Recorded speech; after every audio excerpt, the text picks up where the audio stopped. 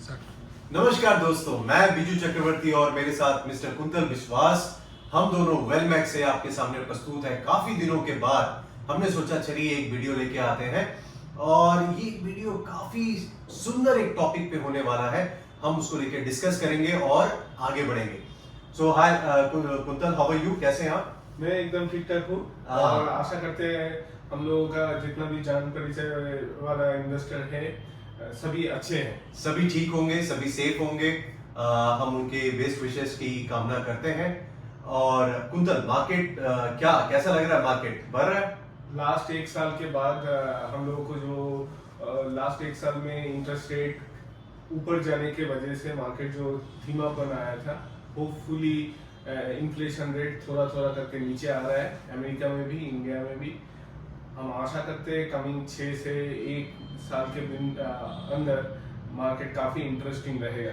बिल्कुल बिल्कुल। सो जिस तरह से इन्फ्लेशन को कंट्रोल किया जा रहा है, जो कि मेन मुद्दा था सारे देशों के लिए, ये जितना कंट्रोल होगा उतना ही हमारे लिए बेहतरीन होगा।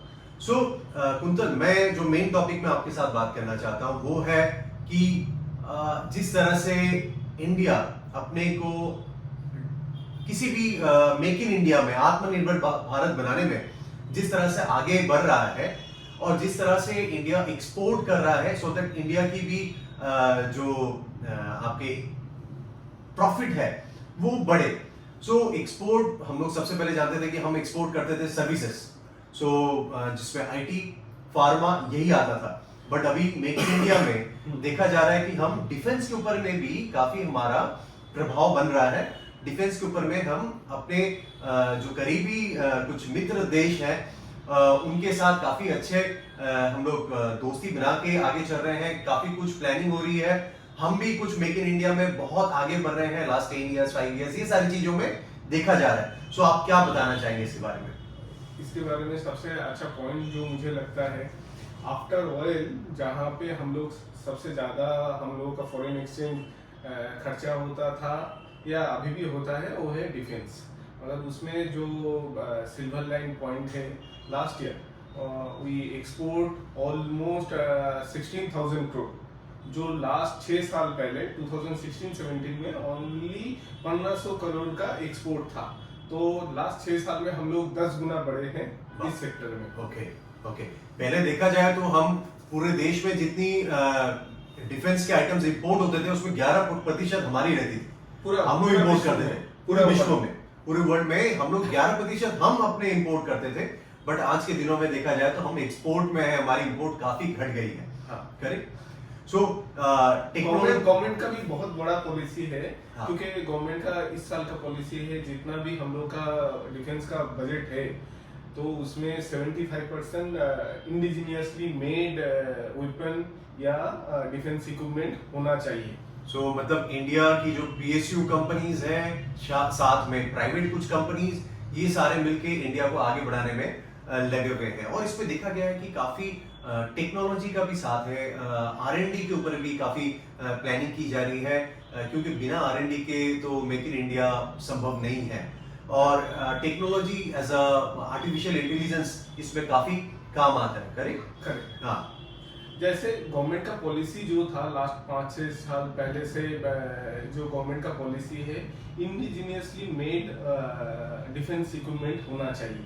वो आपका वारशिप हो जाए या लाइट हेलीकॉप्टर हो जाए या लाइट कॉम्बैट एयरक्राफ्ट हो जाए या रैडर सिस्टम, जो भी है, गवर्नमेंट का जो पॉलिसी है हमारे देश में ही ये मेक इन इंडिया प्रोजेक्ट में आएगा।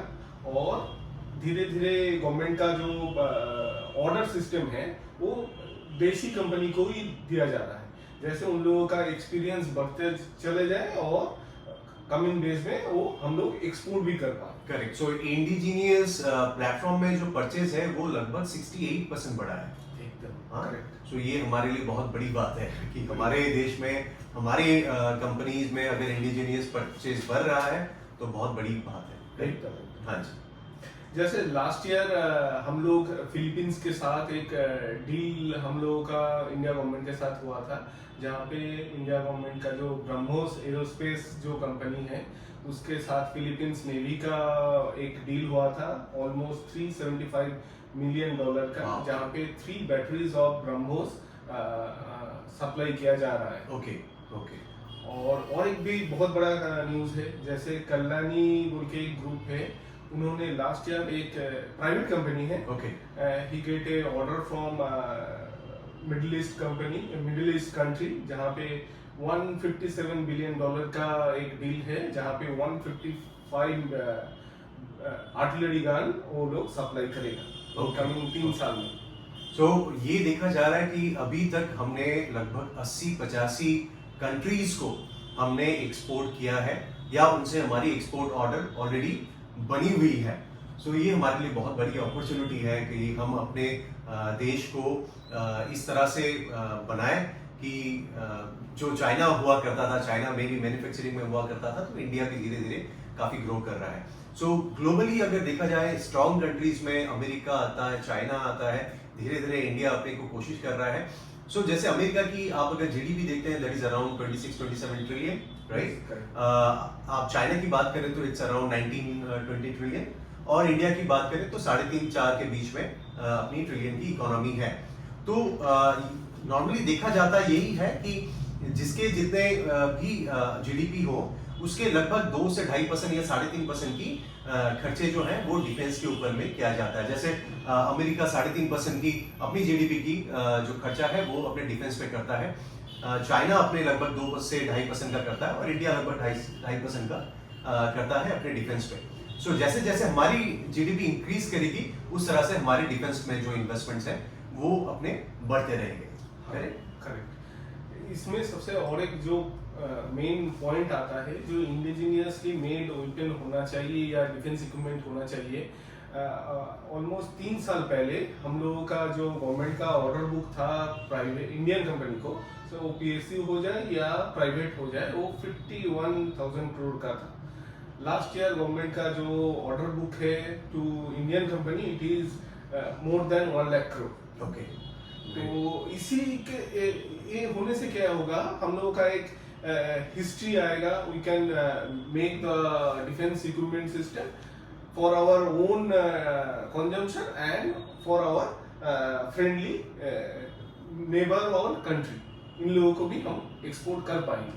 एक बड़ा वर्ड है मेरे ख्याल से कुंतल उसको फिर से एक बार बता पाएंगे, strength is a peace. Yes, correct, ये करेक्ट वर्ड है। करेक्ट। सो आप अगर अपने में शक्तिशाली ना हो, आप अपने को अगर उतने शक्तिशाली ना समझे, तो आपके आस पड़ोस के जो लोग होते हैं ना, तो वो आपके ऊपर में पड़े रहते हैं कि कैसे आपको नुकसान पहुंचाए। तो अगर हम अपने को उस तरह से प्रभावशाली नहीं बनाएंगे, शक्तिशाली नहीं बनाएंगे, तो चाइना या पाकिस्तान जैसे हमारे जो मित्र, जो करीबी देश हैं, वो हमें कभी भी नुकसान पहुंचा सकते हैं। तो हमें अपने आप को शक्तिशाली बना के रखना है, और ये ज़रूरी भी है किसी भी देश के लिए। आप जैसे देख सकते हैं रशिया यूक्रेन की जो लड़ाई, जो लगता था कि कुछ दिनों में ख़त्म हो जाएगा, वो सालों भर अभी भी चल रहा है। सुडैन की जो कहानी है वो देखिए, अभी इजराइल और फिलीपींस की जो कहानी चल रही है वो सारा देखिए।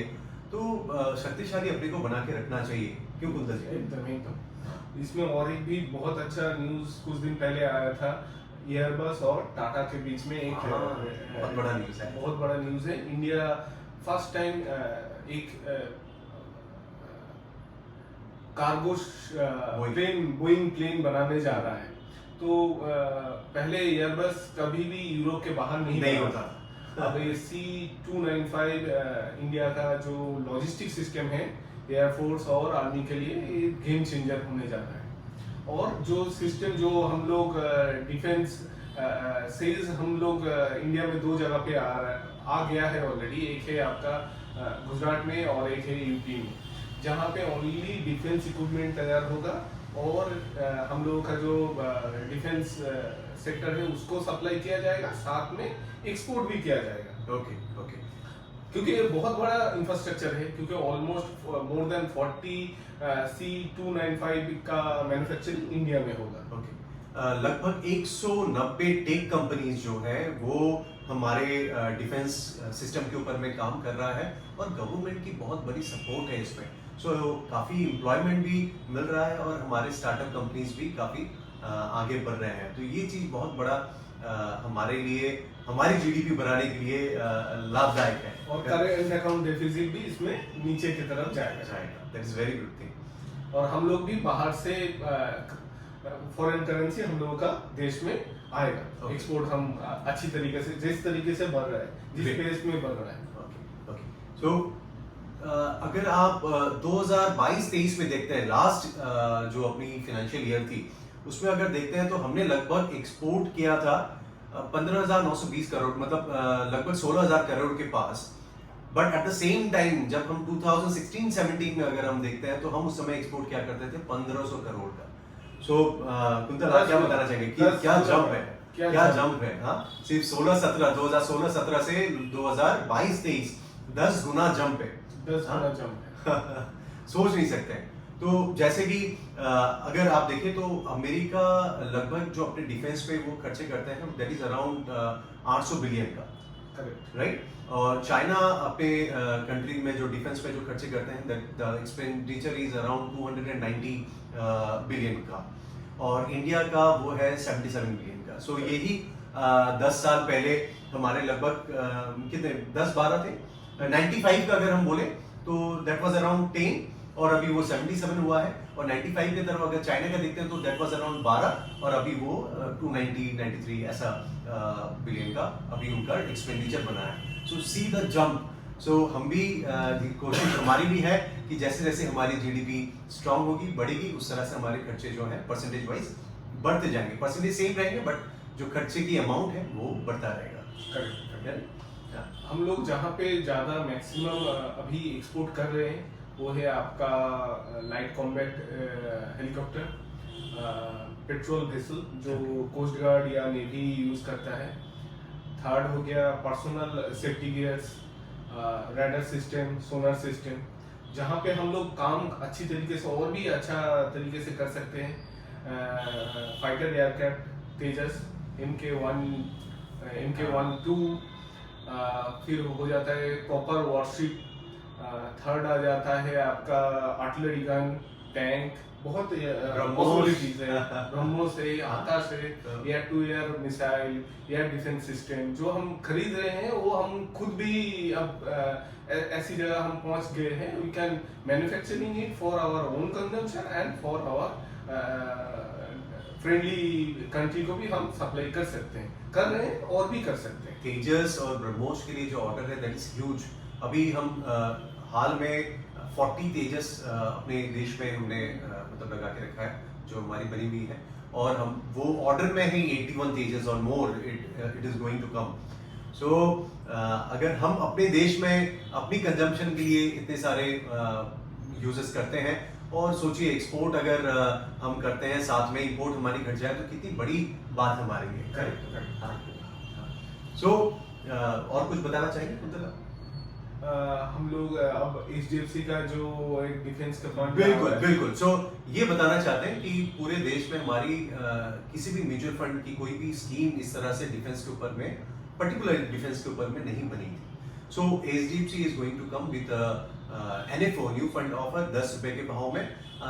ये 19 तारीख, इस महीने की 19 तारीख से आ रही है और 2 तारीख तक रहेगी। ये जो फंड है बॉटम अप अप्रोच में रहेगा। इसके जो फंड मैनेजर रहेंगे वो है मिस्टर अभिषेक पोद्दार, और दिस ओपन एंडेड फंड। 1 साल के अंदर आप निकलते हैं तो यू हैव टू पे 1% एग्जिट लोड, और 5,000 इसकी मिनिमम अमाउंट है।